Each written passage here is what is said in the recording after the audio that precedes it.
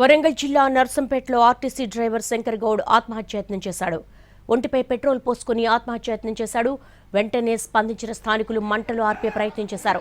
అప్పటికే మంటలు అంటుకోవడంతో డ్రైవర్కు తీవ్ర గాయాలయ్యాయి.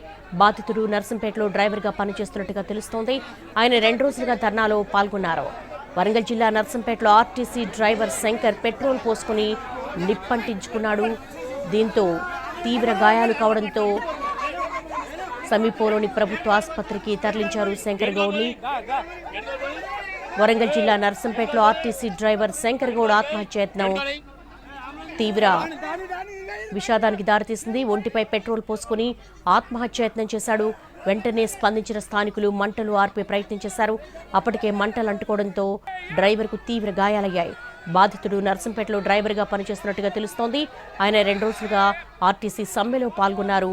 గాయాల పాలైన అతన్ని అంబులెన్స్లో వరంగల్ ఎంజీఎం ఆసుపత్రికి తరలించారు. గత 2 రోజులుగా ఆర్టీసీ సమ్మెకు పిలుపునివ్వడంతో అన్ని డిపోల డ్రైవర్లు కూడా ఎక్కడికక్కడ సమ్మెలో పాల్గొంటున్నారు.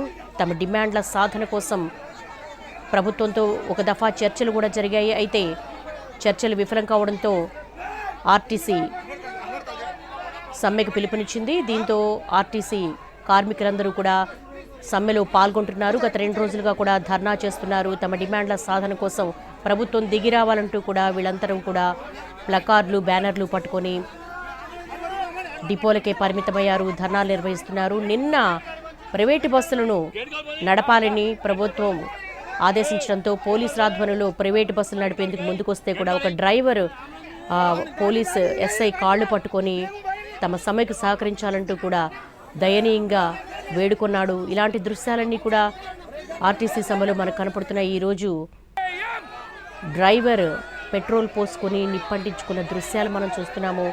డిపోలోకే పరిమితమైపోయాయి బస్సులన్నీ కూడా. తమ డిమాండ్ల సాధన కోసం, తమ సమస్యల పరిష్కారానికి ప్రభుత్వం దిగిరావాలంటూ కూడా వివిధ మార్గాల్లో వాళ్ళు నిరసన వ్యక్తం చేస్తున్నారు.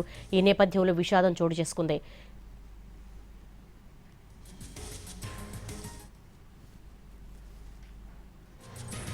వరంగల్ జిల్లా నర్సంపేటలో ఆర్టీసీ డ్రైవర్ శంకర్ గౌడ్ ఆత్మహత్యాయత్నానికి సంబంధించి వరంగల్ నుంచి మా ప్రతినిధి అరుణ్ అడిగి మరిన్ని వివరాలు తెలుసుకుందాం. అరుణ్, అసలు ఈ ఆత్మహత్యకు కారణాలేంటి? కేవలం డిమాండ్ల సాధనలో భాగంగానే నిరసన వ్యక్తం చేయడంలో పెట్రోల్ పోసుకున్నాడా? దేవి, ఈ రోజు మధ్యాహ్నం సమయంలో RTC driver Shankar Goud Narsampet bus stand లోనే ఆయన పెట్రోల్ పోసుకొని నిప్పంటించుకున్నారు. ఒక్కసారిగా జరిగిన ఘటన తోటి అప్రమత్తమైనటువంటి అక్కడ ఉన్న తోటి డ్రైవర్లు, మిగిలిన వాళ్ళందరూ కూడా మంటలు ఆర్పే ప్రయత్నం చేశారు. 2 రోజులుగా ఆర్టీసీ ఇచ్చినటువంటి సమ్మెలో పాల్గొంటున్నటువంటి శంకర్ గౌడ్ సమ్మె విజయవంతం కోసం ప్రయత్నం చేశాడు. తీవ్రంగా శ్రమించారు. మిగిలిన వాళ్ళందరితో కూడా మోటివేషన్ చేసినటువంటి నేపథ్యంలో ఆర్టీసీ బస్సులు దాదాపు ప్రైవేట్ హైర్ బస్సులతో పాటుగా మిగిలినటువంటి ఎలక్ట్రికల్ బస్సులు నడుపుతున్నటువంటి నేపథ్యంలో సమ్మె ఎప్పుడు వీగిపోతుందో, సమ్మెకు వాల్యూ లేకుండా పోతుంది అనేటువంటి మనస్తాపం చెందారు అని తోటి డ్రైవర్లు చెప్తున్నారు. దాంతో మనస్తాపానికి గురైనటువంటి శంకర్ గౌడ్ ఈ నిర్ణయం తీసుకొని ఉంటాడు. పూర్తిగా అక్కడ అందరూ మాట్లాడుకునే టైంలో కొంత లంచ్ టైం తర్వాత కొంత వెసులుబాటు దొరికింది.